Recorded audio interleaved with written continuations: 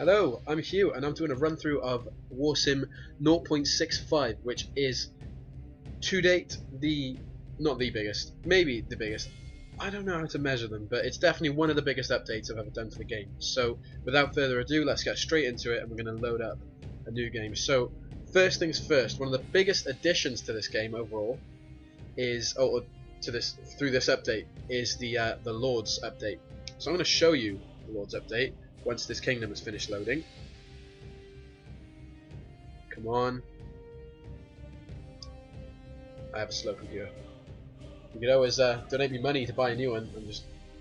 I'm kidding. Okay, so the world is full of mystery and wonder, blah blah blah. Let's get straight into the game, and let's find a kingdom that doesn't hate us. Vicious Terramancers.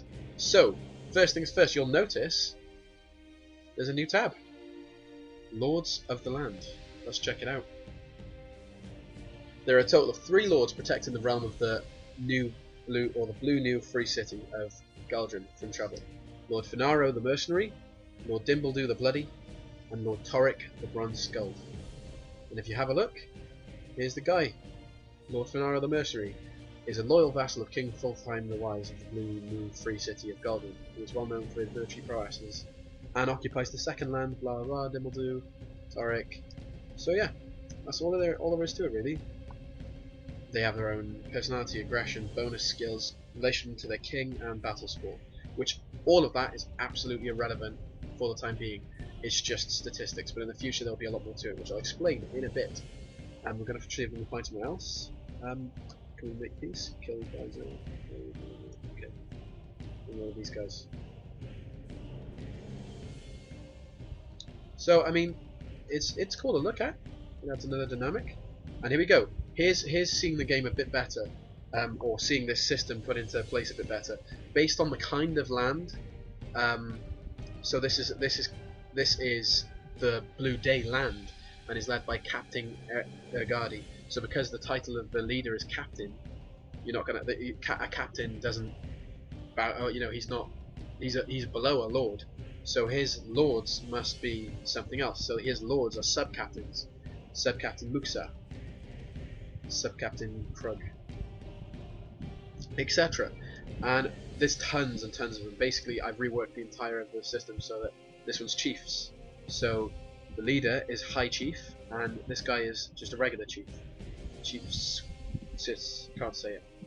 And have you got anyone else? Horn Centaurs, and these are just lords. Okay, that makes sense.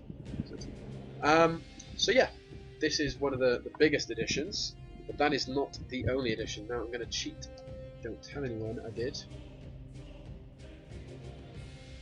Video 2, bam. Okay.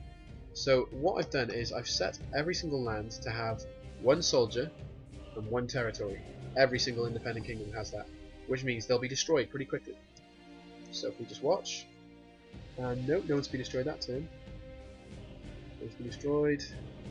There you go. The Blue Day land of Veracrad is being destroyed. So that was the lizard place, I think. Do it again. Come on, someone die. My god. Okay, just skipping things.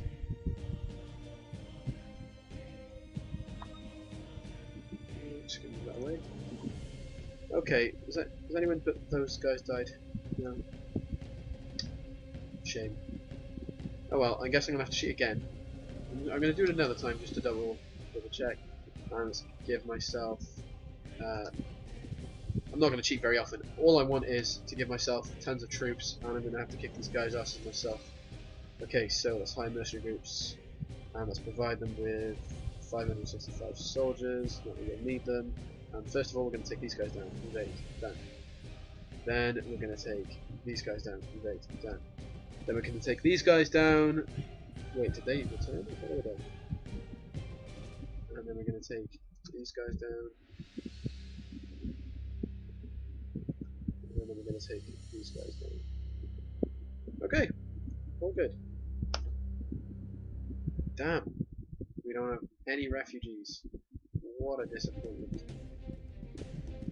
Okay, well, I'm going to try that one more time. I'm going to reset the kingdoms. Let's do it. And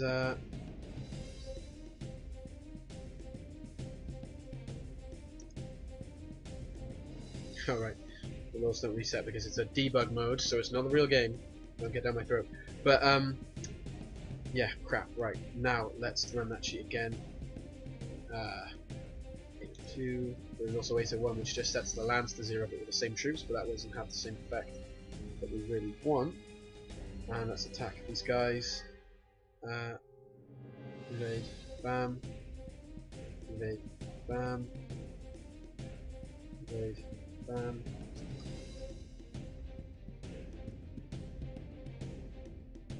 Woo! We got one. So you'll notice an extra faction below the Tattooed Shields. Tattooed Shields are a randomly generated faction bandit group. But Southeastern Hobgoblins Refugee Camp. It's new, right? New faction. Let's check it out. So this is the Southeastern Hobgoblins Refugees. That's the name of the group. They hail from the brave northern land. Their leader has taxed the refugee. There's 900 men. They have no lands. I can offer them refugee in my territory, or refuge, sorry. I can attack them right now, or I can provide them with a territory of my own lands to establish themselves. So I can assist them in rehabilitating themselves. So I'm going to do that, because I got spare lands. The Southeastern Hobgoblins rejoice and claim you as their champion. You prepare to remove your men from an outlying territory and help the brave northern lands settle in their new homeland. And now if we go to independence, where are they? The brave northern land? They're back. Led by Tax the Refugee. So whoever the king is when they get destroyed, the king is dead. And there's a new character generated who will always have the name the Refugee as his suffix. So there we go, Southeastern Hobgoblins. And they love me. They are my best friend because I essentially gave them life.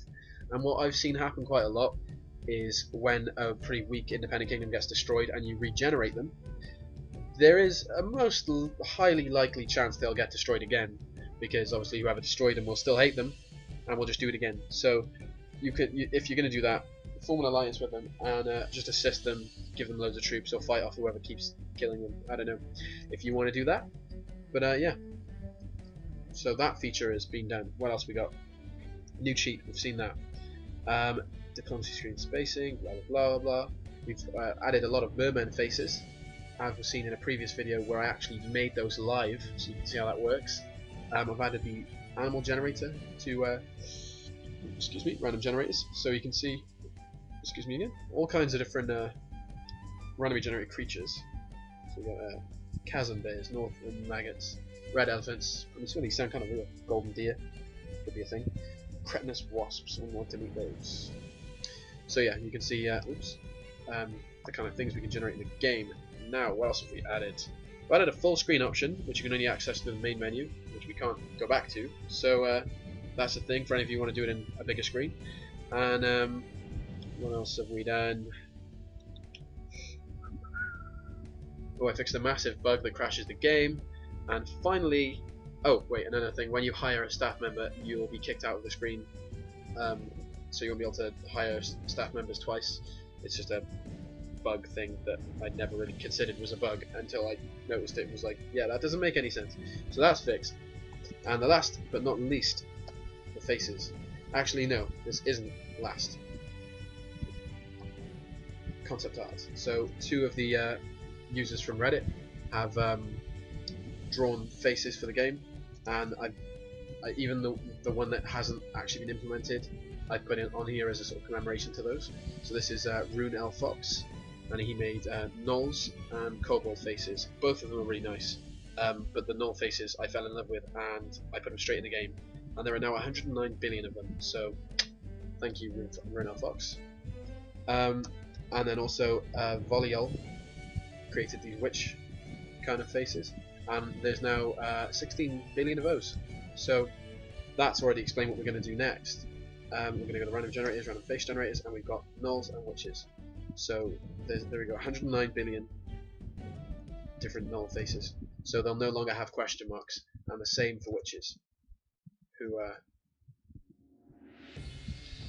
pretty damn ugly, to be honest. So yeah, that has been this update. That has been pretty much everything in this update. Now it's actually kind of feeling a bit short. What are we, 10 minutes?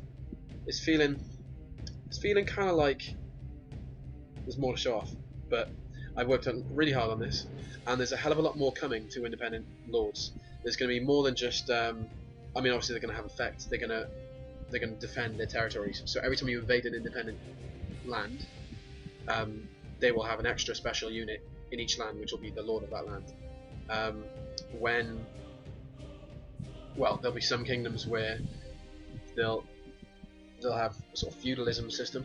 So each land, instead of, I mean, currently what happens is every time you attack a faction, the troops of that faction are divided by its lands, and that's the defenders. So if I had 1,000 troops and 10 lands, there would be 100 troops defending one land, and then it would, and if it thinned them out and they lost 100 men, the next time there'd be 90 defending it, and you could thin the lands out that way.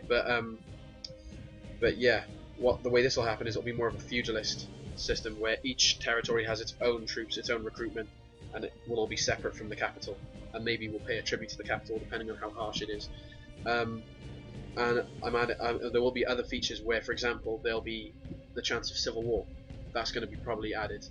So you'll notice you'll get a notification, or you'll notice at the end of turn screen that, I don't know, one of the Goblin kingdoms, or well, not, if it was an independent kingdom, has a rebellion on its hands, just like your rebellion.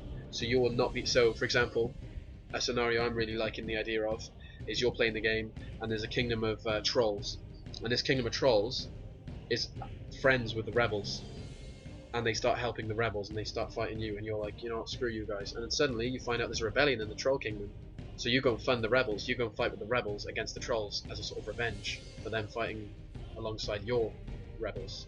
So there's that. But obviously they'll, it's endless, the possibilities to do with that. Also there'll be a chance that, or what happened in the rebellion is if the rebellious lord wins, he becomes the new king, and the king usually will die.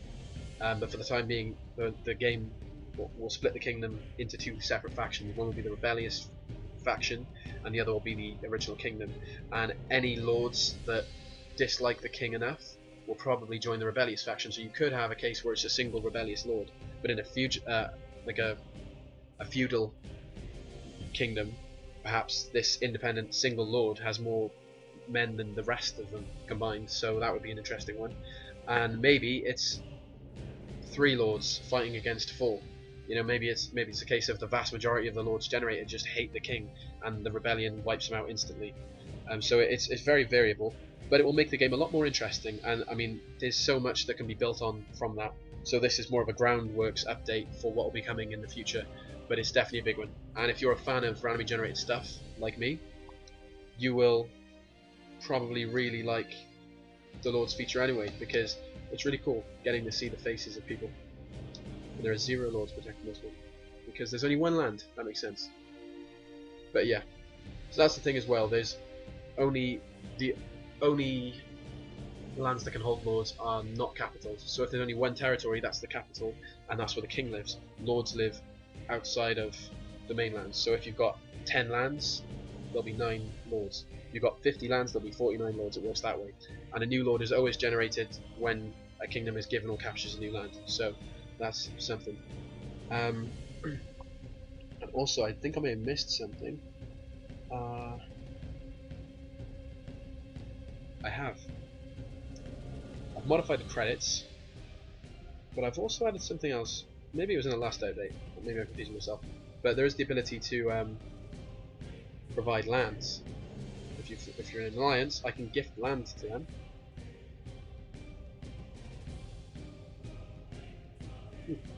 Doesn't seem to work. Maybe I didn't finish it. But that's it. You can ask your general to where are we? Where's our general? We can display race instead of kingdom name. What's that?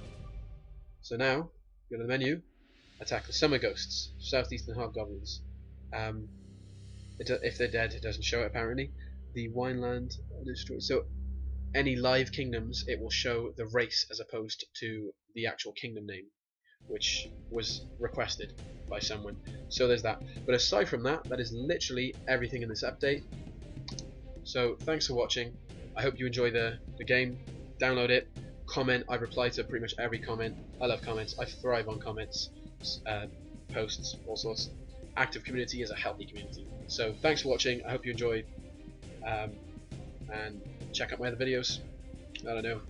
I'm really tired. Have a nice day. Take care.